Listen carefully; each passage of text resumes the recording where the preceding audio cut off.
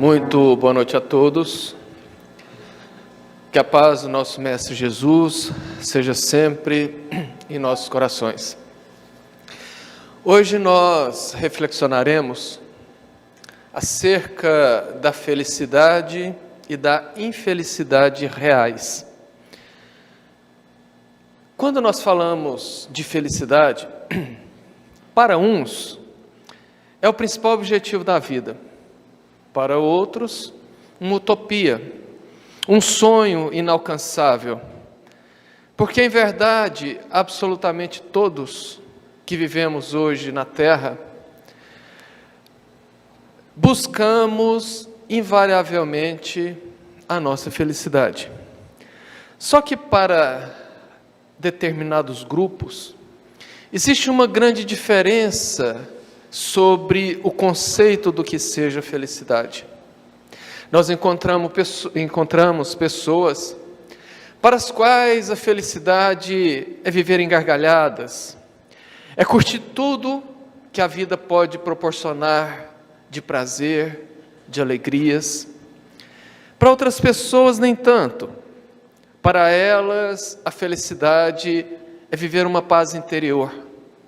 Nem que o preço para isso seja se isolar das agruras do mundo, das dificuldades, dos problemas. E para outros ainda, a felicidade se resume em gozar as conquistas, em trabalhar a vida para que possam cada vez mais subir degraus, singrar um mar de grandes conquistas, sejam elas materiais, sejam elas uma família. Mas o interessante é que, paradoxalmente, a todo esse entendimento do que seja a felicidade, a maioria esmagadora, para não dizer quase todos, corremos atrás de algo e quanto mais nós corremos atrás, mais isso se distancia de nós. E aí, muita gente começa a falar então que é infeliz. Porque se não é capaz de alcançar aquilo que deseja e que julga ser felicidade, obviamente o que ela sente, o que ela vive, é o contrário, é infelicidade. Mas eu pergunto, será que essas pessoas que se acham infelizes, são realmente infelizes? Eles realmente vivem o que nós podemos chamar de infelicidades reais? E ao mesmo tempo, as outras pessoas, na outra ponta, que dizem ser felizes, que tiveram uma vida assim ou assado, que conquistaram isso ou que vivem dentro de um contexto que ele sempre buscou. Será que essas pessoas também são felizes? A resposta pode ser sim e pode ser não. Isso é muito relativo também, porque depende muito do ponto de vista de cada um, e depende muito da maturidade espiritual de cada um, ou seja, da sua compreensão do que sejam as verdades divinas. Vamos explicar. Desde a primitividade, a noção que nós seres humanos temos de que precisamos alcançar para sermos felizes, sempre gira em torno do dinheiro hoje, da riqueza antigamente, quando não tinha a moeda. Então julgava-se que para ser feliz a pessoa precisava ter riqueza, porque com a riqueza ela pegava tudo, comprava tudo, fazia tudo o que fosse necessário para que ela tivesse felicidade. É tão verdade que até hoje tem aí uma frase de para-choque de caminhão que diz que o dinheiro não traz felicidade, manda buscar. Então se entende que ter dinheiro é ter felicidade, mas também se entende que ter beleza física traz felicidade. A busca incessante para uma estética perfeita, para um rosto invejável, um corpo igualmente invejável, segundo a crença popular, traria felicidade. Mas também existe o poder. E o poder, ele pode se abrir em um leque de possibilidades. A fama, por exemplo, é uma espécie de poder, porque dá àquele que está se destacando uma certa ascensão social. Isso traz poder. Então as pessoas julgam que ser feliz é ter essas coisas e, de preferência, as três juntas. Só que é interessante que quando nós passamos a observar, a buscar as pessoas que conquistaram a riqueza, que conquistaram a beleza e que conquistaram o poder, nós podemos observar com muita facilidade que eles não vivem felizes. E mais, eles não se acham felizes. Eles não se dizem felizes. Mas a tese existe, e ela é antiga. E um dos maiores apoiadores dessa tese foi o pai da psicanálise, Sigmund Freud, conhecido no Brasil como simplesmente Freud.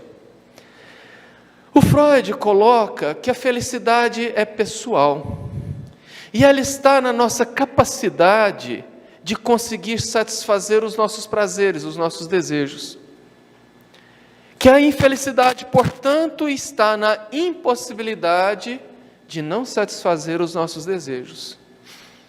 Então, o grande pai da psicanálise, sem desmerecer o seu grande trabalho, como um bom materialista, acreditou e lançou a tese de que para sermos felizes nós precisamos conquistar essas coisas. E isso fez com que as gerações que vieram depois realmente acreditassem nisto. E as pessoas até hoje correm em torno disto. Portanto, para essas pessoas, a felicidade está na liberdade de vivenciar alegrias e prazeres. E para ter as alegrias e prazeres, o dinheiro, a beleza, o poder. Pois bem, só que quanto mais as pessoas correm atrás disto, mais isso se distancia. E quando elas conquistam, descobrem que não era bem assim. Muita gente passa a vida correndo atrás de determinadas coisas, e quando alcançam, veem que aquilo não traz felicidade. Quem anda a pé acha que a felicidade é o dia que conseguir comprar uma bicicleta. O dia que compra a bicicleta, vê que não trouxe felicidade, mas ele acha que vai ser feliz quando tiver uma moto. Ele então trabalha, compra uma moto e descobre que não é feliz com a moto, porque ele precisa ter um carro, porque a moto não permite ele se locomover num dia de chuva, como hoje, por exemplo. Daí ele compra o carro e descobre que tem que pagar um IPVA mais caro, a gasolina quase R$7, que tem imposto, que é difícil de estacionar no centro da cidade, e aí ele começa então sempre buscar algo. E quando se conquista, descobre que não traz felicidade. Quem mora de aluguel quer ter uma casa, quem compra uma casa não é feliz, quer ter uma casa na praia. Compra uma casa na praia e descobre que não é feliz, então tem que ter uma casa na montanha. E assim passa-se a vida correndo atrás de coisas, o que fez Vicente de Carvalho, poeta, dizer que a felicidade é um pomo é um fruto. A felicidade é um pomo que pomos onde não estamos, e que sempre estamos onde não o pomos. As pessoas, então, que alcançaram dinheiro, beleza e poder, não foram felizes. E isto, nós não estamos falando baseados apenas na análise de meia dúzia de pessoas conhecidas, não. Não está sendo baseado na análise de vidas que não deram certo, de meia dúzia de celebridades ou de pessoas poderosas e ricas, não.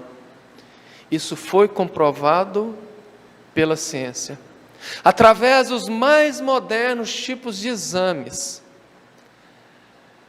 Vejamos bem, até a década de 90, acreditava-se que o nosso cérebro tinha um funcionamento químico. Por isso que se dizia que quando um casal se apaixonava, rolava uma química entre os dois. Na década de 90, que foi considerada a década do cérebro, descobriram que o funcionamento do cérebro é dois: é químico e elétrico.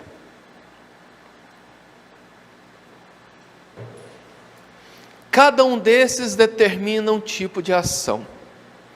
Se eu olho para aquele quadro do Cristo, e eu gosto daquele quadro, acho ele extremamente bem feito, a parte do meu cérebro que identificou aquilo foi permitido pela química.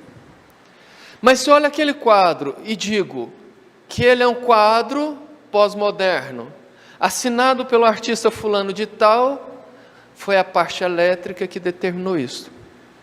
A ciência então mergulhou no estudo do cérebro e começou a identificar que o cérebro tinha, cada parte,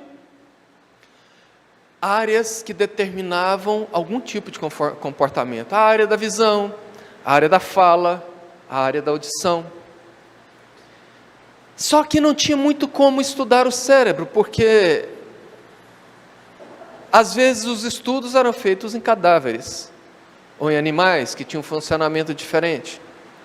Mas na década de 90, quando criaram os exames de imagem, principalmente o chamado PET scan, que é um scanner que permite ver todo o funcionamento do cérebro com a pessoa acordada em vigília, inclusive com os sentimentos. Eles passaram então a estudar as diversas áreas do cérebro com o intuito de descobrir o funcionamento, identificar onde cada coisa funcionava, visando, obviamente, o nosso conforto, a nossa saúde. Se identificassem, por exemplo, onde estava a área dos processos afetivos ou pelas decisões morais, poderiam tratar ou evitar o comportamento homicida, psicopata. Foi feita então uma série de exames, de estudos, que pelo tempo não vai dar para nós mergulharmos. Mas o fato é que dentro desses exames todos, pegaram determinadas pessoas voluntárias e colocaram-nas no scanner, deitados por um tempo determinado, entre 30 e 50 minutos, e ali fazia-se perguntas, pedia a pessoa para lembrar de algo, ou fazia-se testes, e a máquina ia identificando cada parte do cérebro que acendia, que na máquina parecia iluminado, determinando que ali tinha uma atividade metabólica. O fato é que, para resumir a conversa, ao levar pessoas, dar a ela uma quantia diferente de dinheiro e analisar a reação dessas pessoas, descobriram que pessoas que têm pouco dinheiro, uma quantidade razoável de dinheiro e muito dinheiro, não variam muito dentro do campo da satisfação e nem do prazer. Pegaram uma mulher extremamente bela, que havia vencido um concurso de beleza, e levaram-na para fazer o exame, e perceberam que, apesar de ela ter uma certa felicidade, segundo ela contava, por se achar uma das mulheres mais lindas do país à época, nenhuma área de satisfação do cérebro dela manifestava atividade. Pelo contrário, ela manifestava atividade na área do medo. Igualmente foi feito, começando por um senador da República dos Estados Unidos, que é um dos homens mais poderosos, com outro bilionário, e começaram a perceber que todos esses não acendiam a área da satisfação, não acendiam a área do prazer na quantidade que determinava uma certa felicidade, mas todos eles acendiam invariavelmente a área da insatisfação e a área do medo. Fazendo análise mais profunda através de psicólogos, perceberam que quem tinha dinheiro não era feliz, vivia com medo de fazer um mau negócio e perder o dinheiro, com medo de ser roubado de alguma maneira e perder o dinheiro. Não tinha liberdade, não tinha, portanto, felicidade. E quem tinha beleza, muito menos, porque sabia que a beleza iria terminar um dia. Aquela que estava participando de concursos temia ser deposta por alguém mais bonita, temia que, com o passar do tempo, ela perdesse as medidas perfeitas e deixasse de ser bela. Igualmente, quem tinha poder, chegaram-se à conclusão de que o poder também não traz felicidade, porque o poderoso, seja lá qualquer tipo de poder que ele tenha, faz com que a pessoa tenha medo de ter o tapete puxado, tenha medo de perder o poder em determinada situação da vida. E assim, a ciência chega à conclusão de que o que nós acreditamos trazer a felicidade, na realidade não traz. É claro que os exames prosseguiram, e eles inclusive chegaram à conclusão de 3 outros pontos que dão extrema satisfação, e ligaram a extrema satisfação com a felicidade, mas não foi conclusivo ao ponto de dizer que a pessoa é feliz tendo aquilo. E o interessante é que, segundo esses estudos, o que traz mais satisfação para o ser humano é o aprendizado.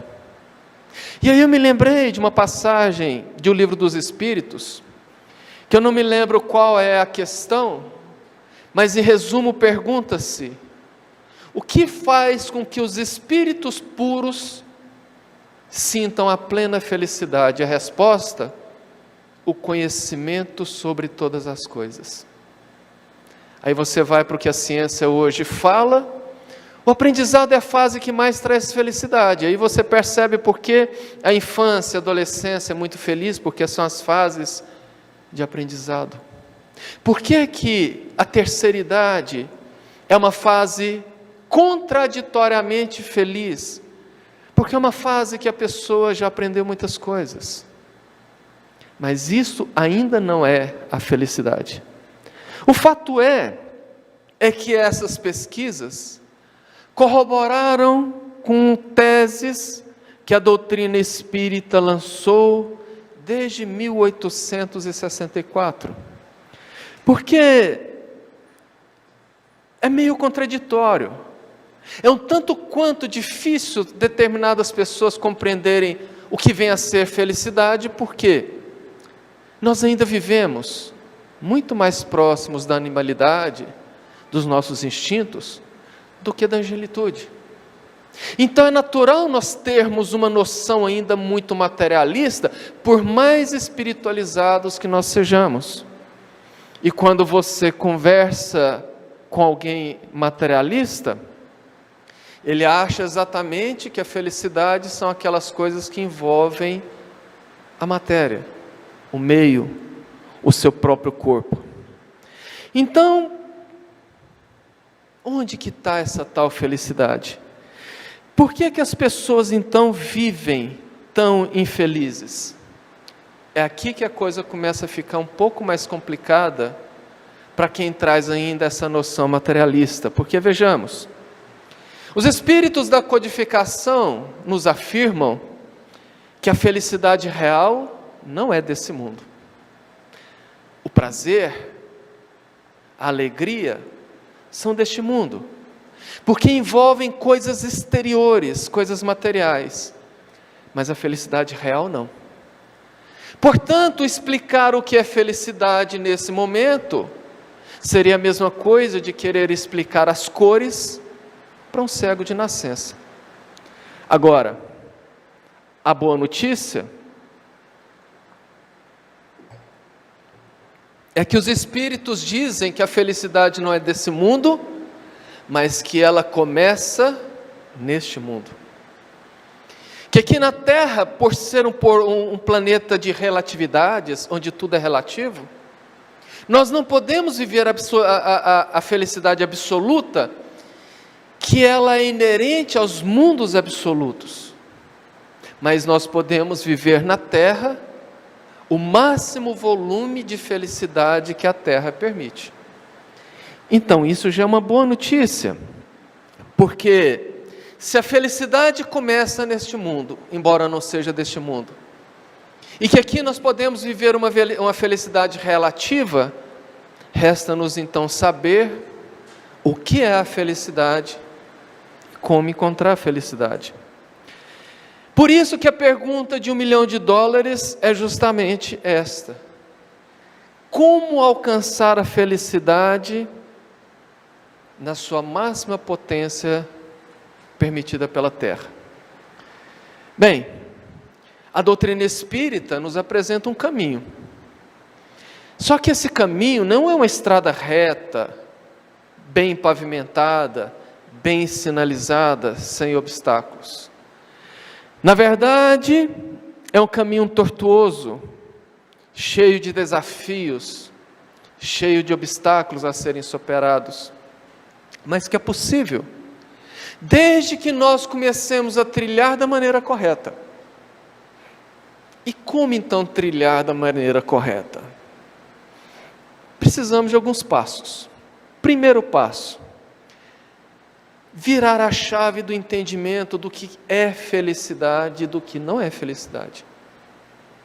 Eu não consigo compreender algo se eu vejo esse algo de uma maneira diferente do que ela é. Ou se eu vejo os pródomos, os inícios de uma felicidade, de uma maneira que na realidade ela não é. Quem aqui tem mais de 40 deve ter pegado o começo do celular. E lembra que o celular era grandão? A única coisa que ele fazia era enviar e receber chamadas. Os celulares mais modernos e mais caros tinham no máximo uma agenda para 50 nomes e não fazia mais nada. E se achava que era o top da tecnologia. Hoje quem tem o iPhone 13 Pro Max olha para aquele celular e fala assim: quem viveu nessa época não sabia de nada. É mais ou menos isso em relação à felicidade. Por quê? Isso é muito importante, porque muita gente poderia estar vivendo os pródomos, o início da felicidade, se compreendesse que ela não está nessas coisas. Porque se aqui tem algo que eu procuro, mas eu passo a minha vida sempre olhando para cá, e nunca olho para trás, eu vou viver uma vida toda observando o lado errado. E isso é a mesma coisa que acontece com a felicidade. Vamos fazer aqui uma analogia grosseira, mas que todo mundo vai entender. Imaginemos que reencarnar na Terra é como entrar para a casa do Big Brother Brasil. Você reencarna, você entrou na casa. Aquelas pessoas que entram na casa sabem que estão lá participando de um jogo e que todo mundo está vendo eles através das câmeras. Só que depois que entram na convivência, no dia a dia, se esquecem das câmeras. Disseram inclusive que veem as câmeras, mas nem se ligam que ali estão as câmeras mostrando o seu cotidiano. Eles passam então, com aquela convivência, a buscar os seus interesses, porque ali é um jogo. E dentro dessa busca de interesses, começam a mostrar quem realmente são. E nessa vida, dentro de mostrar quem realmente são, eles se fecham naquele mundo e começam a achar que as coisas boas ali dentro é felicidade, as coisas ruins não são. Quem tem boa comida está feliz, quem vive na xepa não. Quem é escolhido líder está feliz, quem vai para o paredão não. E começam a sofrer por causa disso, porque se esquecem que na realidade eles estão lá sendo observados por um público que vai votar em cada um deles. E que o público não está observando quem foi líder, quem não foi, quem passou isso, quem passou aquilo.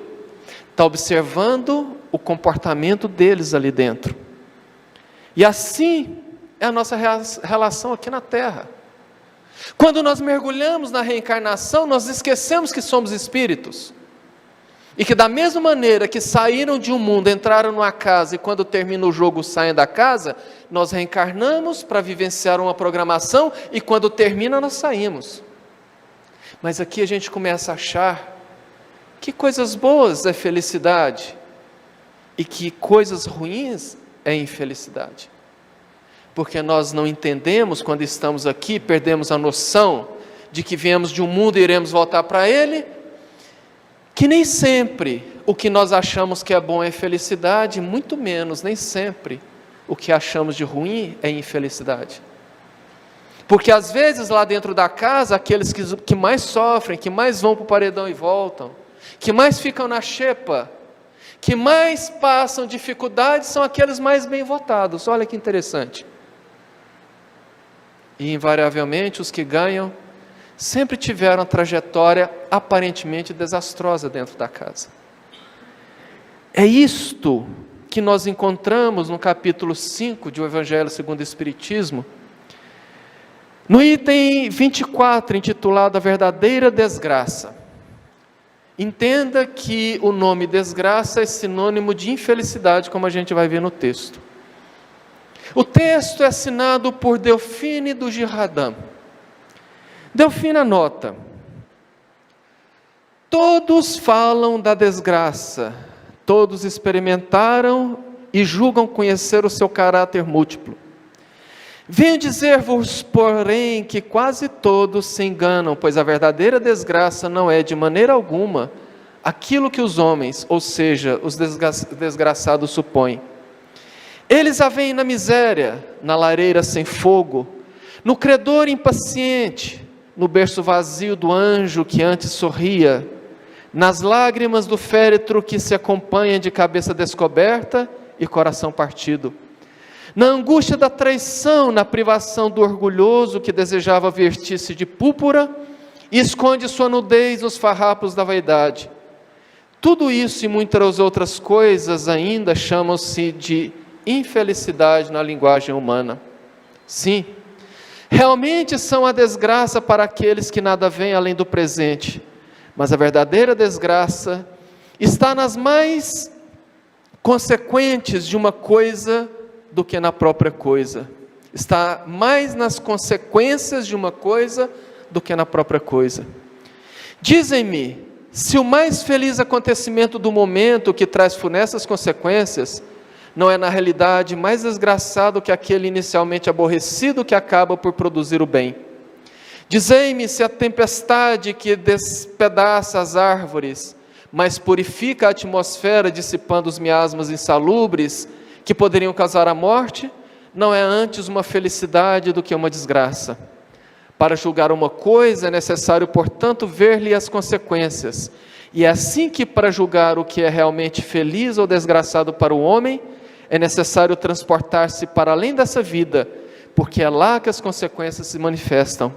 Ora, tudo aquilo que ele chama de infelicidade, de acordo com a sua visão, cessa com a vida e tem sua compensação na vida futura. Ou seja, muitas coisas que a gente vê aqui que dizem que trazem infelicidade, vai acabar quando o nosso corpo descer ao túmulo. Mas as consequências disto, que é o aprimoramento da alma, que é o cumprimento de resgates, de expiações dolorosas, burilando a alma em busca da autoiluminação, não são vistos. E esse é o ponto que ela fala. E ela enumera alguns pontos que nós imaginamos na vida ser alegrias, felicidades, e que na verdade são infelicidades reais. Delphine então elenca a alegria aparente. Veja bem uma coisa, nem sempre uma gargalhada é sinônimo de felicidade. A psicologia moderna fala que por trás de gargalhadas se escondem grandes transtornos, grandes dores. Igualmente, os sorrisos estampados nas redes sociais, que nós vemos com frequência, ou nas projeções e nos posts que as pessoas fazem, é uma alegria estampada que não traduz a real felicidade daquelas pessoas. Quantas pessoas postam os seus momentos de alegria com os amigos nos restaurantes, nos bares, nas baladas, em viagens, mas que no fundo estão fazendo aquilo como uma fuga para suas vidas infelizes. Outras pessoas aparentam ter um casamento feliz, o marido ou a esposa perfeitos, os filhos perfeitos, jantares, viagens, roupas caras, mas que na realidade aquilo ali tudo esconde dramas íntimos e angústias, que invariavelmente beiram a depressão.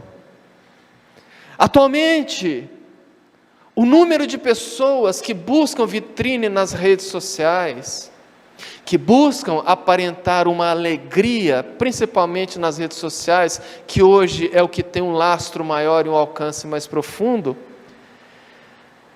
na verdade, não vivem momentos reais como mostram. Mariah Carey, a cantora americana, dona de uma voz fenomenal, que faz shows que arrastam multidões, extremamente famosa, ganhadora de vários prêmios, disse certa vez numa entrevista, que depois que apagam-se os holofotes do palco e ela volta para casa, ela se sente extremamente solitária e infeliz. Freddie Mercury, o grande astro da música pop inglesa, que fez sucesso como líder da banda Queen, disse certa vez numa entrevista que ele daria toda a sua fortuna em troca de amigos de verdade e de felicidades reais. E coincidentemente, essas semanas passadas, eu vi uns cortes de uma entrevista do cantor sertanejo Vitor, da ex-dupla Vitor e Léo, que muita gente imaginavam que era uma dupla de irmãos extremamente bem-sucedidos, felizes, satisfeitos, com sucesso. E ele narra os bastidores daquilo tudo, dizendo o quanto ele era infeliz, o quanto ele era insatisfeito, o quanto a vida dele era muito ruim e muito difícil, ao ponto de ele ter tomado a decisão de pôr fim à dupla, porque não batia, não dava certo com o próprio irmão.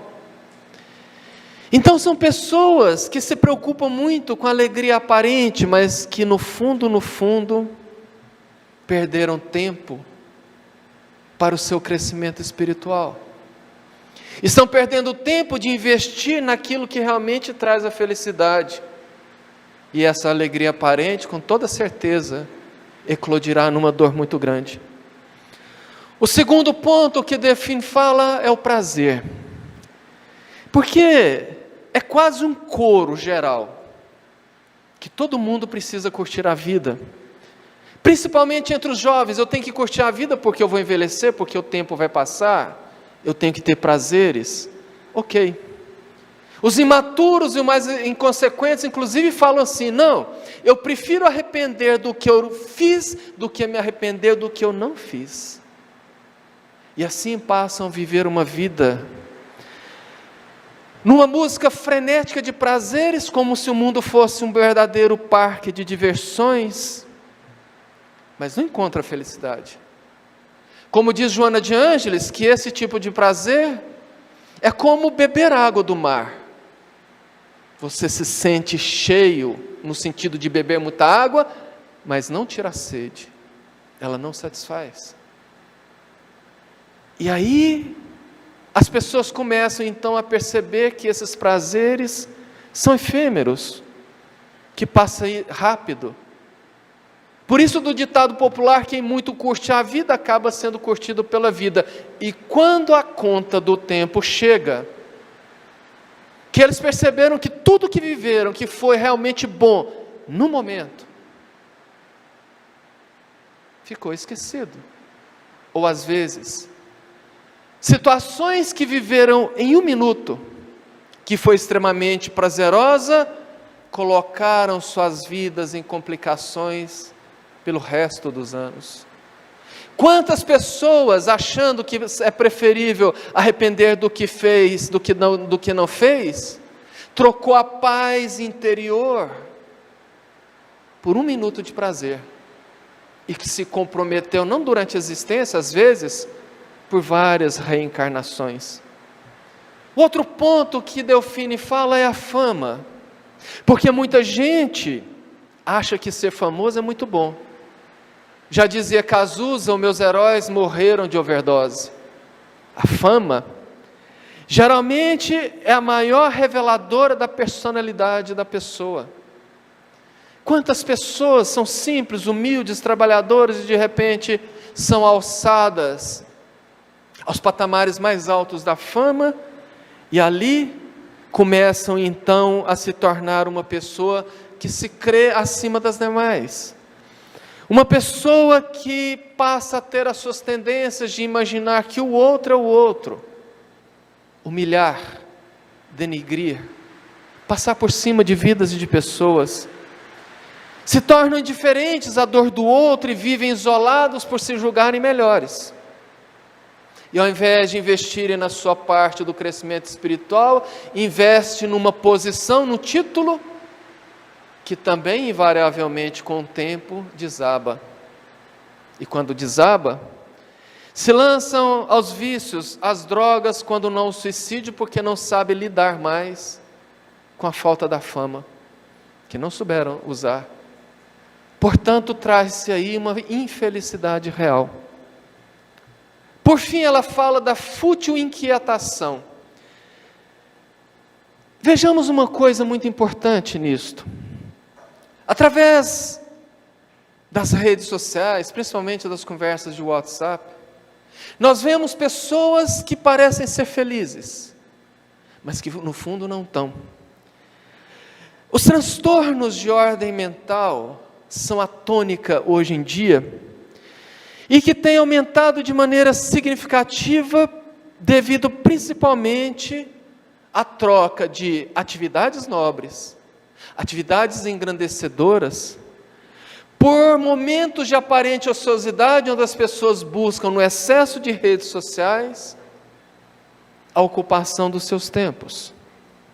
Augusto Cury, identificando o motivo dos mais variados tipos de transtornos, principalmente a ansiedade, que hoje singra como um dos maiores males da humanidade, ele criou a tese da síndrome do pensamento acelerado, dizendo que essa inquietação sem sentido, sem motivo, tem levado a transtornos, principalmente a ansiedade. E escreve ele: uma das principais causas da síndrome do pensamento acelerado é a nossa exposição diária ao excesso de informação, aliado à sociedade de excessos, o excesso de estímulos, uso de celulares, tecnologia, redes sociais, a rapidez de informação, por exemplo, o excesso de brinquedos. A ansiedade devido à pressão escolar ou profissional também é uma das causas da síndrome. A tecnologia é uma ferramenta que favorece muito o aumento dos casos de síndrome do pensamento acelerado. Os estímulos e excesso de informações crescem cada vez mais à medida que os aparelhos de televisão, computadores e videogames se popularizaram. As redes sociais, por exemplo, são responsáveis por muitos quadros de ansiedade, devido ao hábito das pessoas de passarem o tempo todo checando suas notificações e mensagens. Além disso, dentro de um curto período, navegando na rede social, o indivíduo absorve uma quantidade absurda de textos e imagens, fator que gera cansaço e esgotamento mensal. Delphine de Girardin, por fim, fala sobre a louca satisfação da vaidade. As pessoas que loucamente buscam se tornar extremamente belas. Quem tem dinheiro investe em procedimentos estéticos. Se lançam a verdadeiras aberrações que modificam todo o rosto, todo o corpo, desfigurando a pessoa, tornando ela uma pessoa totalmente diferente. Quem não tem dinheiro investe nos filtros do Instagram e passa a se mostrar nas redes sociais também totalmente diferente do que é na realidade, ao ponto de você conhecer uma pessoa que via nas redes sociais e perguntar: quem é você? Totalmente diferente. Ou ainda aquelas que, em busca de corpos perfeitos, investem e esculpem os seus corpos à base de anabolizantes ou enzimas. O problema é que toda essa estética, toda essa beleza também tem um prazo de validade. E a pessoa que não consegue ver outra coisa a não ser a sua aparência, quando começa a desabar tudo, porque não tem procedimento, não tem dinheiro que segure a estética, a plástica e a juventude por muito tempo, invariavelmente aquilo que aparentemente era uma felicidade desaba nas angústias, nas depressões, se transformando na verdadeira desgraça. Às vezes eu vejo pessoas nas redes sociais que aparentemente têm rostos e corpos perfeitos, e fico pensando: o que será que essa pessoa tem, além de um rosto e um corpo bonito? Como será que é conviver com uma pessoa que não vê outra coisa a não ser o espelho, a própria aparência? E isso se traduz numa dor muito grande. Por isso que finaliza Delphine do Girardin: e essas situações asfixiam a consciência, oprimem o pensamento, confundem o homem quanto ao teu futuro. A desgraça, enfim, é o ópio do esquecimento que buscais com mais ardente desejo. Ou seja, isso tudo na realidade é uma grande fuga. E é aqui que nós temos a chave então para falar da verdadeira felicidade. Porque como seres imperfeitos, mais próximos da angelidade, da materialidade do que da angelitude, nós tendemos a achar que a felicidade é material. Mas o que a doutrina espírita nos fala é que não. Para facilitar a compreensão, digamos que sim, a felicidade passa pelo prazer, pela alegria, mas ela é algo totalmente diferente. Tanto é verdade que, para que nós possamos entender e correr com a conclusão, porque o relógio ali começou a correr agora há pouco e já pulou de 45 para 5 minutos faltando. Por que é que alegria não é felicidade? Porque alegria é uma resposta às circunstâncias externas. Eu posso, por exemplo, estar em algum lugar com amigos e eu estar alegre por estar ali, mas meus amigos não. Eu posso estar na praia extremamente alegre, mas meus amigos gostam de montanha, então eles não estarão felizes. O prazer é a mesma coisa. Uma pessoa que sente prazer em comer, pode sentir prazer em comer um prato de bife de fígado acebolado. Outra pessoa não. Vira o estômago só de sentir o cheiro. Então prazer e alegria são relativas e dependem muito mais do meio do que de nós mesmos. É por isso que, para ficar mais didático, vamos entender a felicidade em 3 níveis.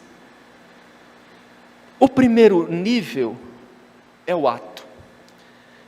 Porque vejamos, a doutrina espírita fala que fica difícil explicar para quem vive na Terra o que é algo vivenciado apenas pelos espíritos superiores. Mas ele ensina que o caminho é aqui, que começa por aqui, e que nós podemos ter nuances, ter pródromos, ter um início. O ato é praticar coisas em conformidade com a nossa consciência. Sempre que nós fazemos algo que a nossa consciência grita que aquilo está correto, nós nos sentimos bem. Nós sentimos uma satisfação, que é o começo da felicidade. Agora, se além de fazer algo que a minha consciência julga ser correta, e eu faço algo que está em conformidade com as leis divinas, eu começo a ter sentimentos de felicidade. Porque a alegria depende do outro, do resultado, das circunstâncias. A felicidade não. Se eu faço algo de bom para alguém, por exemplo, independente se aquela pessoa gostou ou não, eu vou me sentir bem. Então esse ato, ele permite com que eu tenha lampejos de felicidade. A partir daí, eu começo então a passar para o hábito. Se eu pratiquei um hábito e senti um lampejo da felicidade porque eu fiz algo bom para alguém, quando eu passo a praticar aquilo regularmente, quando eu passo a fazer aquilo constantemente, o que eram pingos de felicidade começa a formar uma poça de felicidade. Vejamos, o que muda substancialmente a nossa maneira de viver e de ver as coisas. Quando eu faço algo de bom, que é um trabalho no bem, que é o que a doutrina espírita chama de caridade, mas o que é a caridade? É aquilo que você faz sem nenhuma intenção de ter retorno. É aquilo que você faz simplesmente querendo auxiliar. Quando você pratica uma vez, você tem os pingos. Quando aquilo torna-se um hábito, você começa realmente a sentir. Porque é o hábito que fixa.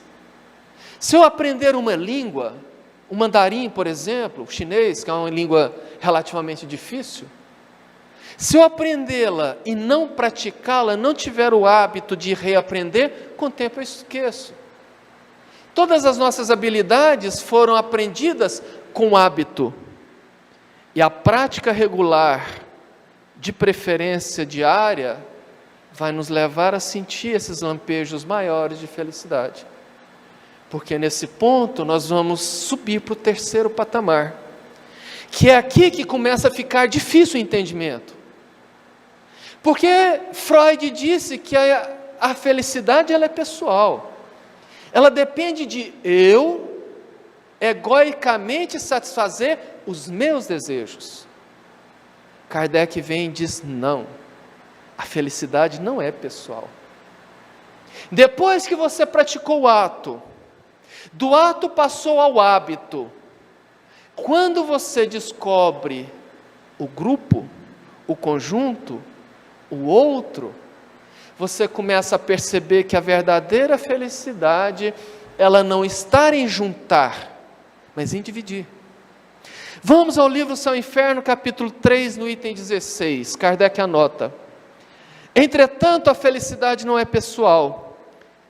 Se fosse tirada apenas de si mesmo, se não se pudesse compartilhar com outros, seria egoísta e triste.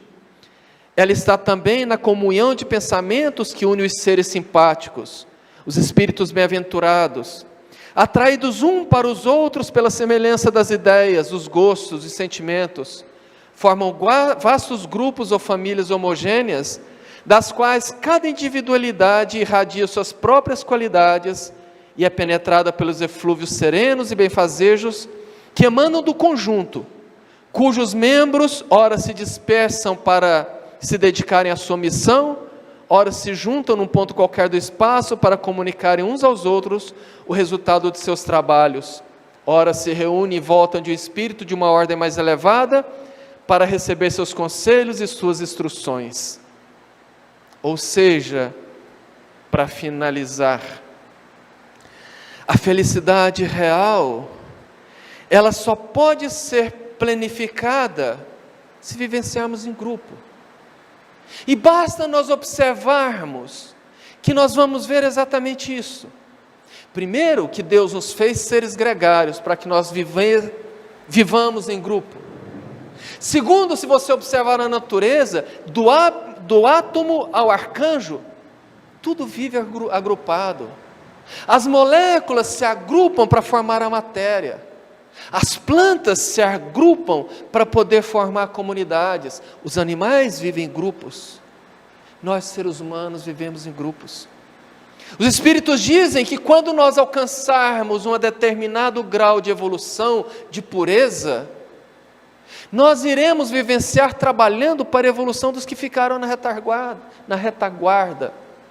Dividindo, portanto, aquilo que aprendemos e auxiliando aquilo que está vindo. Isso traz a felicidade, que fica difícil explicar porque nós não conhecemos, mas que é muito fácil a partir desses passos, nós começarmos a entender onde ela chega. Foi por isso que o Dr. Bezerra de Menezes, depois da sua última romagem na terra, ao ser atendido por uma emissária de Maria de Nazaré, que depois que ela disse, que Maria mandou dizer que ele poderia escolher qualquer planeta que ele quisesse reencarnar, porque ele alcançou uma evolução tal, que não dava mais para ele evoluir na terra, que ele foi premiado em poder sair da terra, e o que ele disse? Que não. Que se fosse permitido, ele queria ficar na terra enquanto um ser humano estivesse sofrendo, ele queria estar aqui auxiliando.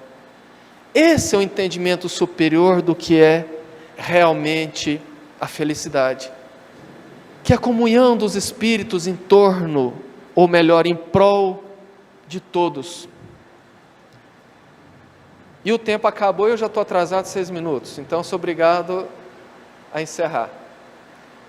É claro que não deu tempo para que a gente pudesse esmiuçar isso de uma maneira melhor, mas eu acho que foi preciso, que foi possível dar-se os passos.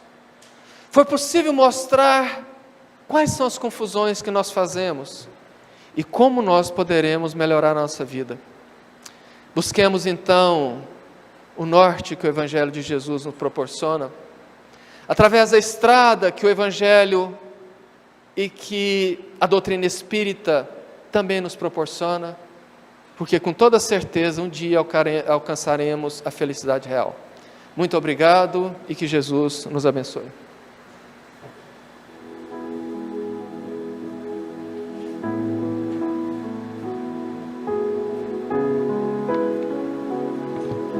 Boa noite a todos.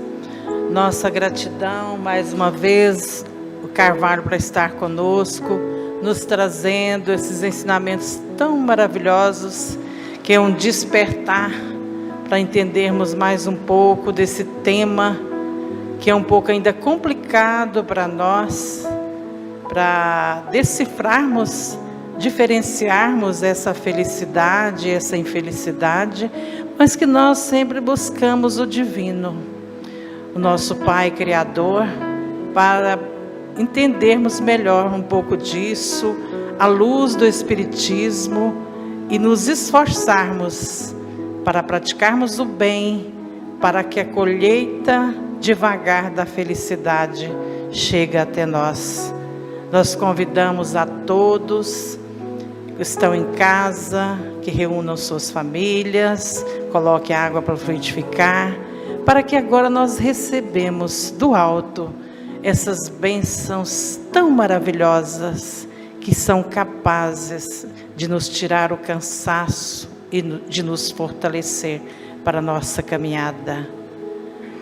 Ó Divino Mestre Jesus, quanta gratidão temos a Ti, por mais um dia caminhar conosco, por nos dar a oportunidade desse convite para estarmos aprendendo mais um pouco do Teu Evangelho, desses ensinamentos maravilhosos que o Espiritismo nos traz, para assim vencer as nossas dificuldades, para angariarmos cada dia mais o saber, para entender o porquê da nossa encarnação e o porquê daqui devemos sair melhores. Ó Jesus, neste momento, que esse bálsamo de luz que irradia sobre essa morada terrena recaia sobre todos que aqui residem, que visite os lares, que abençoe as famílias, Senhor, os que estão recebendo esse passe, que o remédio seja derramado sobre cada um e sobre suas águas, sobre as águas que vamos ingerir, para que esse medicamento espiritual fortalece-nos e nos ampare sempre. Visite, ó Jesus, com essa falange de espíritos que vem nos auxiliar, os enfermos, nos hospitais, nos lares, onde estiverem, que todos sejam banhados com teu amor e a tua paz. Enfermos da alma, aliviando as dores mais profundas que traz a depressão, o medo, o pânico, a ansiedade, alivia todos nós. Nós te agradecemos mais uma vez, ó Jesus, por caminhar sempre conosco, dizendo: Pai nosso que estais nos céus, santificado seja o vosso nome. Venha a nós o vosso reino, seja feita a vossa vontade, assim na terra como é nos céus. O pão nosso de cada dia nos dai hoje, Senhor. Perdoe as nossas ofensas, assim como nós perdoamos a quem nos tem ofendido. E não nos deixeis cair em tentações, mas livrai-nos de todos os males. E que assim seja. Ó Maria Santíssima, que neste momento abra teu manto sagrado de luz, abençoando e nos trazendo a tua paz, que tanto nos traz o reconforto. E que assim seja. Graças a Deus e graças a Jesus por mais este momento tão precioso.